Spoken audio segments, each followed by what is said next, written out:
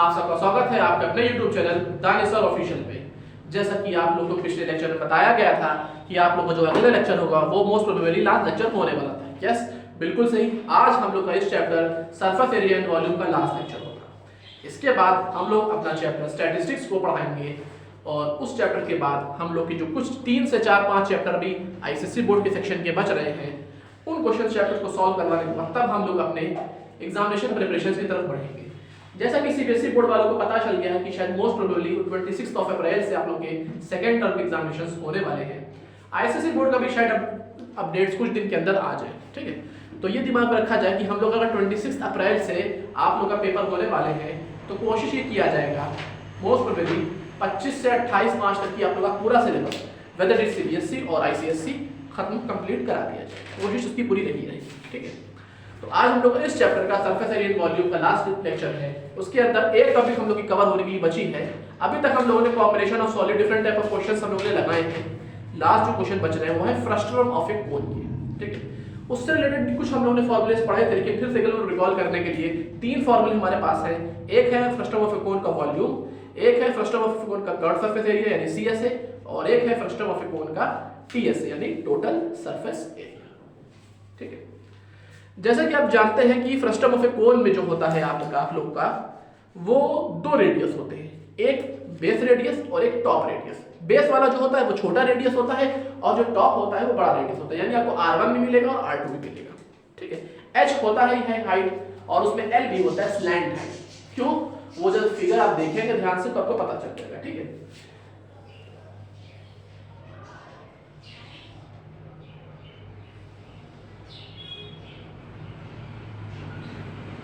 Suppose आप इसका अगर एग्जांपल आप लोग देखना चाहते हैं कि इसका एग्जांपल क्या है, तो उसका सबसे बेस्ट एग्जांपल आप समझ सकते हैं जो एक कोन आप देखते होंगे। कोन भी गलत एग्जांपल कहा जाएगा।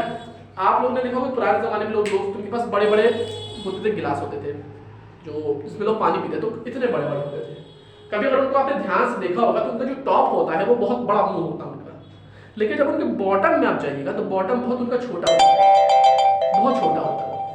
मतलब एक्चुअली ऐसा लगता है कि नीचे को 2 अलग अपरेटस थे, उनको ऊपर से ऊपर करके जोड़ दिया गया है, लेकिन एक्चुअली होता है कि वो होते ही इतने बड़े हैं। उनका टॉप जो होता है, टॉप रेडियस वो बड़ा होता है, बॉटम रेडियस छोटा होता है, ठीक है, छोटा होता है।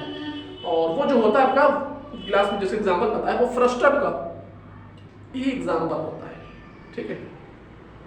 अब फ्रस्ट्रम होता क्या है एक्चुअली और उसका नाम क्यों फ्रस्ट्रम ऑफ ए कोन पड़ा है वो मैं आपको बताता हूं। जैसा कि आप जान देखे होंगे कि कोन का है, चलिए आप एक कोन हम लोग बनाते हैं, ठीक है। एक कोन बनाया जाता है, ये हम लोगों ने कोन बनाया, ठीक है। इस कोन में हम चीज देखें कि अगर हाइट लेंथ वाइज हम एक इसमें इसको डिवाइड करें 2 बराबर भागों में, ठीक है, 2 बराबर भागों में इसको डिवाइड कर दें तो ऊपर का शेप अलग हो जाएगा और नीचे वाला शेप क्या बचेगा?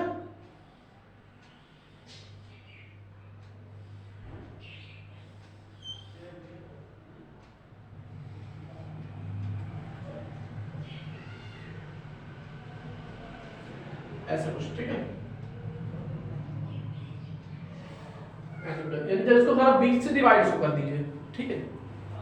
तो जो ये हिस्सा बचता है नीचे वाला, दिस वन, इसी को हम लोग बोलते हैं फ्रस्ट्रम ऑफ ए, यही आपका जो होता है ना, इसी को हम लोग बोलते हैं फ्रस्ट्रम ऑफ ए कोन, ठीक है। 2 भागों में कोन को बांटा जाता है। जो टॉप वाला हिस्सा होता है वो तो अलग रहता है, लेकिन जो उसका बॉटम हिस्सा होता है, डाउन पार्ट वाला होता है, उसी को हम लोग बोलते हैं फ्रस्ट्रम ऑफ ए कोन, ठीक है।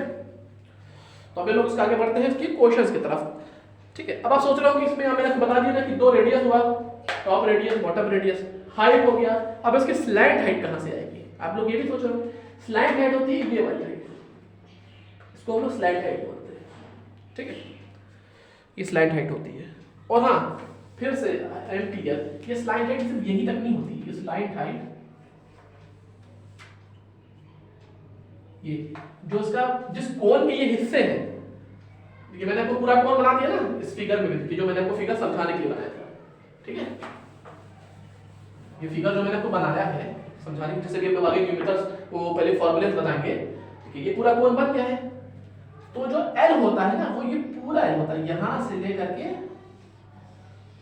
ये पूरी जो लाइन होती है ये L होती है। ये आप इसको आप डिनोट करते हैं कि आप क्या मानते हैं, ठीक है। आप इसको R1 मानते हैं कि R2 मानते हैं, वो चीज मायने बिल्कुल नहीं रखती है। अब अगर आप इसको R1 मान लेते हैं तो ये आपका R2 हो जाएगा। एक चीज का ध्यान रखिएगा, या अगर इसको R1 माना गया है तो R1 is greater than R2, और इसको R1 माना गया है तो R2 is greater than R1। ये चीज का बड़ा ध्यान से रखिएगा, क्योंकि तब अभी जो आखिरी में आएगा, जहां आएगा R1 माइनस R2 सिस्टम होता है, तो वहां बहुत मायने रखता है, ठीक है। हर बात में स्क्वायर होने की वजह से फर्क पता नहीं चलता, लेकिन फिर भी इस चीज का ध्यान आप लोग को रखना पड़ेगा। ये R1 R2 हो जाता है, ये जो होता है आपका ये हाइट होती है, ठीक है, ये आपकी हाइट होती है h। तो L हो गया, h हो गया, R1 हो गया, R2 हो गया, और कुछ चीजें बच रही हैं। पाई तो खैर मायने ज्यादा नहीं रखता है, पाई की वैल्यू तो जानते हैं यूनिवर्सल कांस्टेंट होता है 22/7 या 3.14, ठीक है। तो इसी सब चीजों को ध्यान रखकर के तीन फॉर्मूले आपके बन रहे हैं। पहला फॉर्मूला आपका क्या है? पहला फॉर्मूला आपका दिया हुआ है volume of the frustum of a cone. Volume क्या होता है फ्रस्टम ऑफ ए कोन का? आप ये जानते होंगे कि कोन का वॉल्यूम क्या होता है, ये पता है ना? बताइए। 1/3 पाई r स्क्वायर h ये होता है। आप लोगों को पता है कि 1/3 पाई r स्क्वायर h, ठीक है, क्या होता है? 1/3 पाई r स्क्वायर h, ये आपका वॉल्यूम है। अब इस फॉर्मूले में क्या चेंजेस आएंगी आपको वो देखने की जरूरत है। 1/3 पाई चेंजेस होना है? बताइए, नहीं होना है, ठीक है। h भी बदलना नहीं है, ठीक है। अब जो चेंजेस होनी है ना वो एक्चुअली इस टर्म में होनी है, इस r स्क्वायर के टर्म में होनी है। क्यों? In the case of a cone हमारे पास सिर्फ एक रेडियस होता है, but in the case of the frustum of a cone हमारे पास दो रेडियस होते हैं। इसलिए यहां पे ये फॉर्मूला बदल के हो जाता है क्या?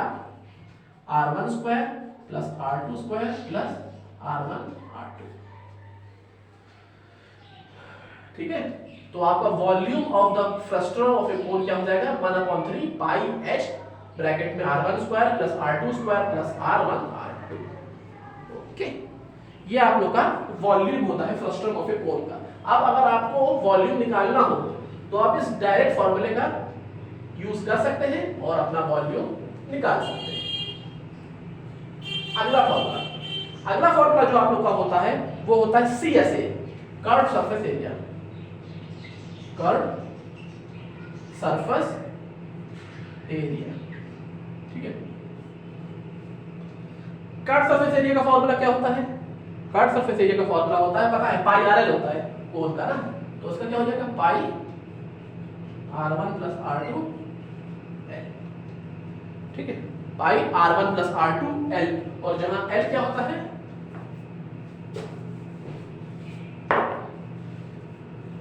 Clear? l equal to, l का फॉर्मूला क्या है?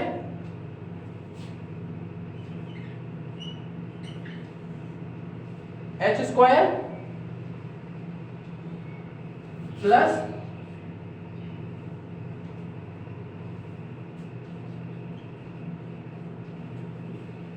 जहां पे l की वैल्यू क्या होता है आपने पढ़ा होगा, पाई आर एल जब फॉर्मूला होता है कोन का तो l की वैल्यू क्या होती थी? h square plus r square. यही फॉर्मूला होता था स्लाइड हाइट का, यही था ना फॉर्मूला स्लाइड हाइट का। तो उसमें कहां चेंज आ रहा है? ये तो चेंज आ रहा है, h तो सेम है, h तो बदलना नहीं है। जो भी चेंज आ रहा है वो इस r में चेंज आ रहा है, तो r के जगह यहां पे क्या आ जा रहा है? r1 r2। तो इसलिए कर्व्ड सरफेस एरिया क्या होता है फ्रस्टम ऑफ कोन का? पाई r1 r2 l, जहां पे l की वैल्यू क्या होती है? h स्क्वायर अंडर रूट पूरा under root of h square plus r1 r2 का स्क्वायर, ठीक है। इसको नोट करिए जल्दी से। तब हम लोग अपने तीसरे फॉर्मूले को बताते हैं कि टोटल सरफेस एरिया क्या होता है फ्रस्टम ऑफ द कोन का। इसके बाद तब हम लोग अपने क्वेश्चंस को सॉल्व करेंगे, ठीक है। इसका एक और एग्जांपल होता है, जो मेटल बास्केट्स होती है, नहीं है, जो लोहे की बास्केट्स होती हैं, वो अक्सर आ जाता है क्वेश्चन कभी कभार, ठीक है। या आप मान सकते हैं कि आप लोगों ने टर्किश लोगों को कभी अगर देखा हो किसी फिल्म में या नेट पे सर्च करिए, टर्किश लोग दो तरह की टोपी पहनते हैं, ठीक है। तो उनकी टोपी जो होती है वो बिल्कुल फ्रस्टम की तरह होती है, ठीक है। उसके ऊपर जैसे वो क्या कहते हैं उसको, धागा टाइप का निकला होता है, ठीक है। वो निकला होता है बीच में से और वो टोपी पहनते हैं टर्किश लोग जो टोपी पहनते हैं। वो भी फ्रस्टम ऑफ ए कौन कहीं तरह का एग्जाम्पल होता है। अब ये आपका फॉर्मूला बच रहा है, इसको गणित में तकलीफ है।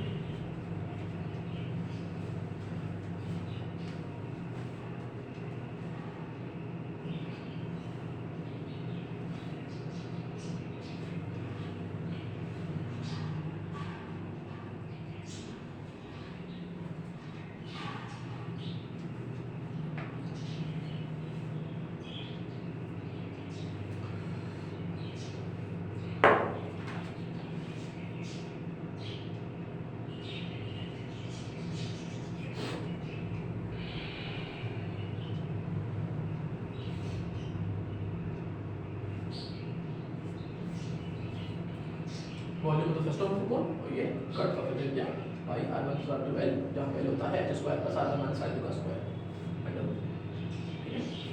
और l को हम लोग बोलते हैं स्लैंट हाइट।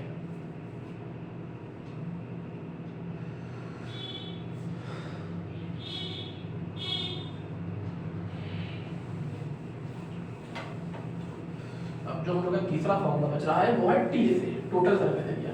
उसके बारे में कोई मुझको बता सकता है मेरे लिखने से पहले तक कि क्या फॉर्मूला हो सकता है फ्रस्टम ऑफ ए कोन का टीएसए, टोटल सरफेस एरिया?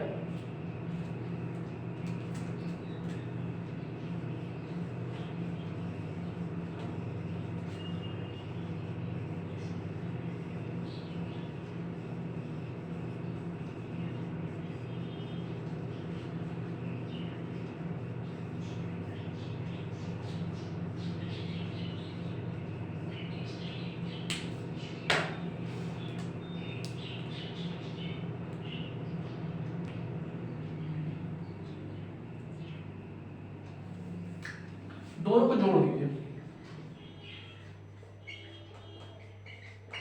ये आपका होता है CSA प्लस वॉल्यूम क्या होता है, वॉल्यूम जोड़ेगा ना, बताइए वॉल्यूम जोड़ा जाएगा ना, बताइए जल्दी बताइए क्या किया जाएगा।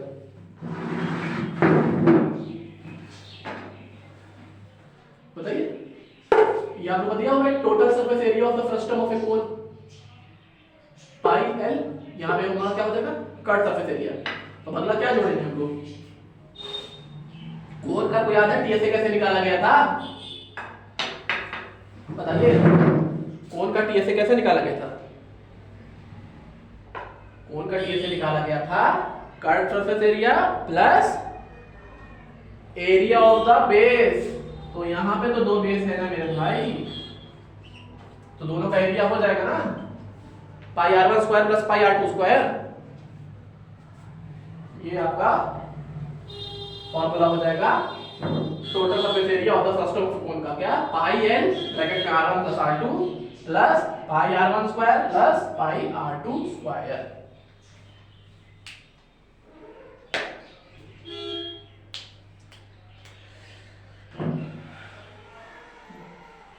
जल्दी से करिए इसको नोट, फिर तब हम लोग अपने नेक्स्ट सेक्शन जो क्वेश्चंस है वो लगाने हैं।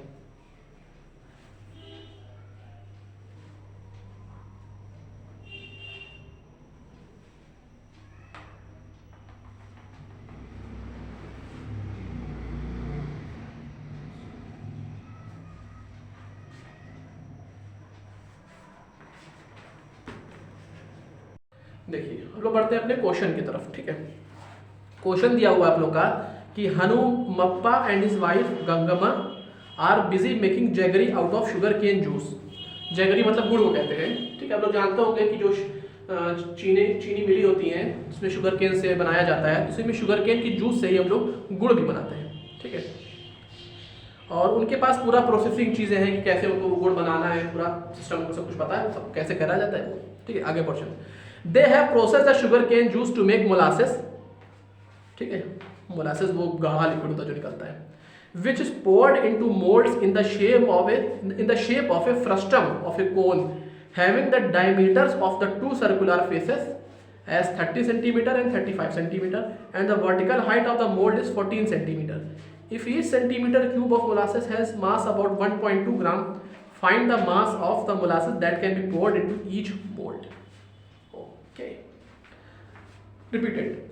Hanumappa and his wife Gangama are making jaggery out of sugarcane juice. बता दिया। उसी शुगरकेन जूस से ये लोग मोलासेस बना रहे हैं। उस मोलासेस को ये लोग कुछ मोल्ड्स में, कुछ केसेस होते हैं उसके अंदर पोर कर रहे हैं, और वो जो केसेस है जिनके अंदर मोलासेस को पोर किया जा रहा है, बाद में जिससे जैगरी बनेगा, उसी मोलासेस से बाद में जैगरी बनता है, ठीक है। तो उस मोलासेस को जिन केसेस में पोर किया जा रहा है, वो केसेस जो हैं वो फ्रस्टम के शेप के हैं, ठीक है। और उस फ्रस्टम का दो डायमीटर होंगे, अपर लोअर।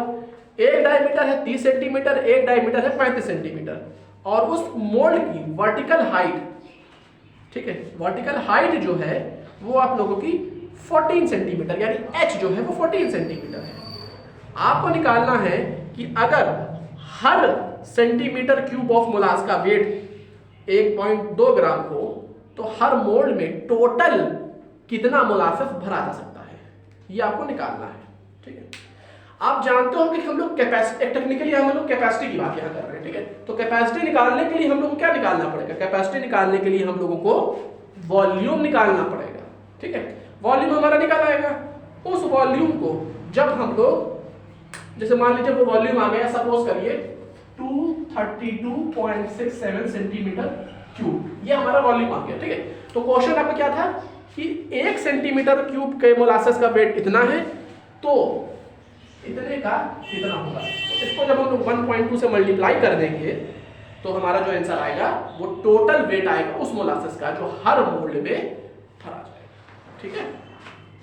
तो ये आपका पूरा एक्सप्लेनेशन था क्वेश्चन के लिए। और दूसरी बात है कि इसी टाइप के क्वेश्चंस आप लोगों को मिलेंगे करने को, ठीक है। तो हम लोग एक क्वेश्चन करेंगे इस सेक्शन का, उसके बाद हम लोग चैप्टर का एंड करके जो अगले चैप्टर का कंटिन्यूएशन, कुछ चीजें बतानी है, 2 से 4 मिनट उसमें लगेगा, बात फिर हम लोग खत्म करना चाहिए, ठीक है। तो क्वेश्चन की तरफ स्टार्ट होते हैं। आपको पता है कि मैंने बता दी कि आप लोगों को क्वांटिटी निकालनी पड़ेगी, वॉल्यूम निकालना पड़ेगा, किसका? मोलासेस का, ठीक है। तो quantity of molasses that can be poured, वो कितना होगा? वॉल्यूम के बराबर होगा। तो वॉल्यूम कितना होता है?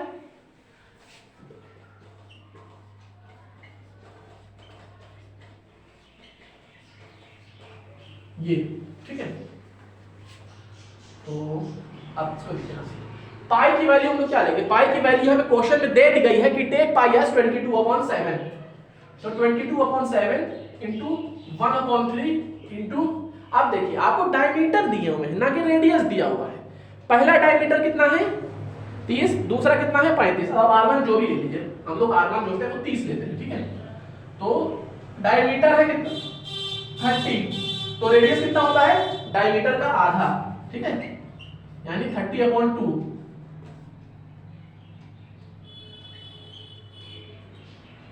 प्लस ये कितना है? 35 प्लस ये आपका, ठीक है। अब देखिए ये कितना हो जाएगा आपका? 22/21 इंटू 30/2 कितना होता है? 15, 15 का स्क्वायर कितना होगा? 225 प्लस 35/2, 35/2 कितना होता है? 17.5, 17.5 होता है, ठीक है। 17.5 का आपका स्क्वायर कितना होगा? बताइए, 17.5 का स्क्वायर कितना होगा? देखिए 17 का स्क्वायर कितना होता है? 289, ठीक है। और 17.5 का स्क्वायर कितना? जल्दी जल्दी, चलिए आपको 2 मिनट देता हूं, बताइए।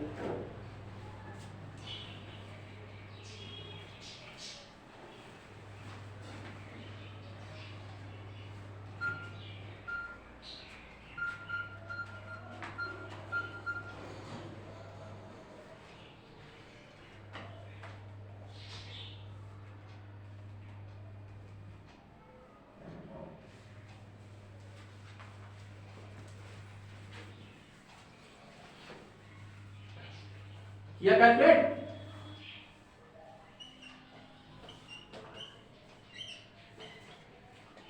30 इंटू 35 कितना होता है?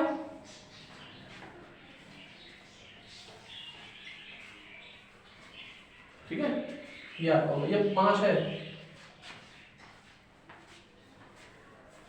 अब इन तीनों चीजों का ऐड करिए। पहले इसको इतना लिखिए,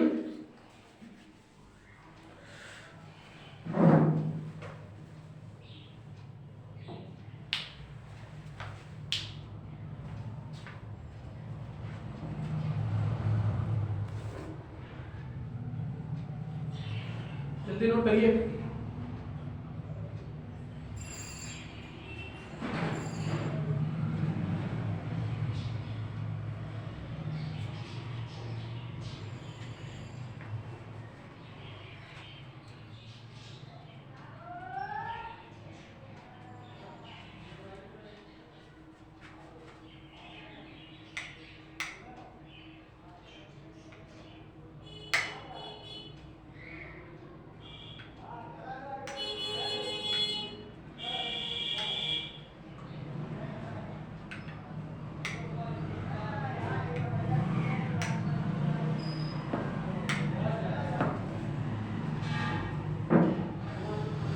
हुआ,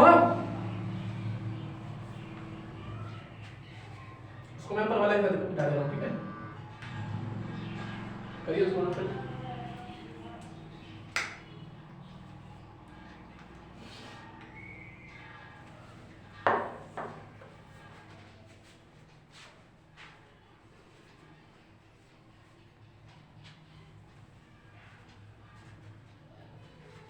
फॉर्मूला में डाल रहा हूं, ठीक है।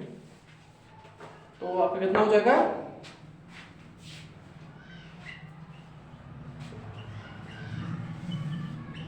ये आपका हो जाएगा, ठीक है।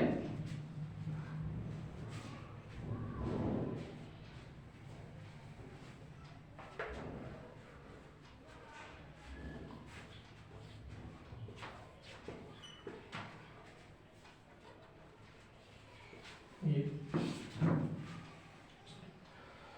कर दिया है 1581.25 इंटू 22/21। इसको आप कैलकुलेट करिए, ठीक है। मैं आंसर लिख दे रहा हूँ, आप कैलकुलेशन इसको बाद में कर लेगा।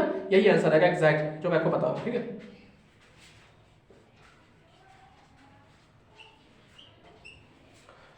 वन 1641.7 सेंटीमीटर क्यूब, ठीक है। यही एग्जैक्ट आंसर आएगा। नीचे वाला आंसर नोट कर लिया आप लोगों ने?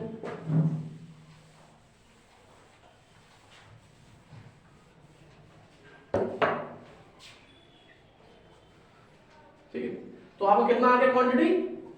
11,641.7 सेंटीमीटर क्यूब। ये आया है 1 सेंटीमीटर टोटल, मतलब ये कितना आया है? वॉल्यूम आ गया, ठीक है। तो अब क्या कहा है? Mass of 1 centimetre cube of molasses कितना है? 1.2 ग्राम, ठीक है। तो total mass equal to 11,641.7 into 1.2। ये आपका कितना होता है? ये नियर अबाउट होगा 13,970.04 ग्राम, ठीक है ना होगा। और नियर अबाउट 13.97 kg, अगर इसको हम लोग किलोग्राम में कन्वर्ट करते हैं, ठीक है। अब 13.97 आप जानते होंगे कि इसको हम लोग लिख सकते हैं एस 14, या चाहे तो उसको 13.97 पे भी छोड़ दीजिए, आपका नंबर नहीं कटने वाला है, आपको नंबर 13.97 पे मिलेगा। लेकिन अगर आप 14 लिख देते हो तो ठीक है, कोई बात ऐसी बात नहीं है, ठीक है। कि इसमें अगर आप 13.97 में छोड़ देंगे तो कोई आपका नंबर कटने का चांसेस है, ठीक है। देखिए, तो हम लोग सॉल्व क्या कर रहे थे कि हम लोग सबसे पहले समझ गए थे कि हम लोग को निकालना क्या है? Quantity of molasses that can B poured उस मोल्ड के अंदर। तो वो कैसे निकला था? पूरा कैलकुलेशन किया, वो आंसर आ रहा था 11,641.7 सेंटीमीटर क्यूब। अब हमें क्या पता है कि 1 centimetre of cube of molasses का जो उस मोल्ड के अंदर भरा जा सकता है उसका मास है 1.2 ग्राम। तो टोटल मास हो जाएगा वॉल्यूम इनटू 1.2, वो आ रहा है 13,970.04 ग्राम। वो कन्वर्ट होगा किलोग्राम में। ऐसा कोई क्वेश्चन में दिया नहीं केजी में निकालना है आपको, ठीक है। आप चलिए फिर भी बात है, आप यहाँ पे भी इसको छोड़ सकते हैं। क्यों? क्योंकि क्वेश्चन में ये नहीं दिया होगा कि आपको ग्राम में निकालना है कि केजी में निकालना है। ठीक है, तो 13,970.04 ग्राम या फिर 13.97 किलोग्राम। अब इस 13.97 किलोग्राम को हम लोग नियर अबाउट लिख सकते हैं कि हाँ ये 14 केजी के बराबर हो सकता है। तो आपका total mass of the molasses that can be poured into each mould आ गया आपका नियर अबाउट 14 केजी। ठीक है, अब इसके बाद जो हम लोग की अगली एक्सरसाइज दी हुई है, जो हम लोग की ऑप्शनल है, जो आपके सिलेबस में नहीं आने वाली है, ठीक है, वो आप लोग को कर जब आएगी नहीं तो करवाए तो कोई फायदा नहीं है। अब बारी आती है अगले चैप्टर की, हम लोग के स्टैटिस्टिक्स कि अब स्टैटिस्टिक्स में हम लोग को पढ़ना क्या क्या है, जो चीजें हैं आप लोग की। सबसे पहले आपको मीन पढ़ना होगा, कैसे निकाला जाएगा। ठीक है, फिर आपको एज्यूम्ड मीन क्या होता है वो बताया जाएगा। एज्यूम मीन के बाद स्टेप डिविएशन मेथड, ठीक है, फिर मोड, मीडियन, ये सारी चीजें बताई जाएंगी। ठीक है, क्यूमुलेटिव फ्रीक्वेंसी क्या होता है, वो पूरे जो टेबल्स होती हैं वो बनाना आप लोग को सिखाया जाएगा।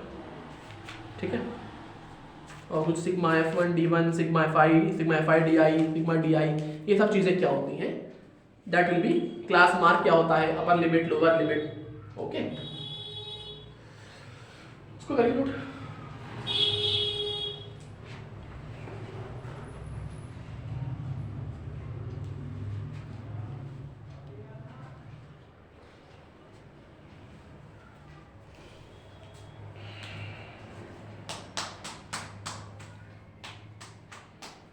कर लिया नोट ना?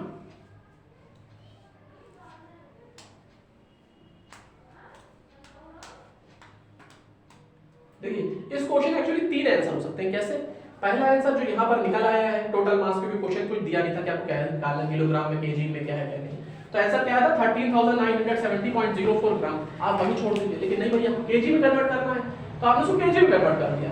ये जब केजी में कन्वर्ट हो जाएगा तो हो जाएगा क्या 13.97004 केजी। अब 13.97004 केजी को हम लोग लिख सकते हैं नियर अबाउट 14। ठीक है,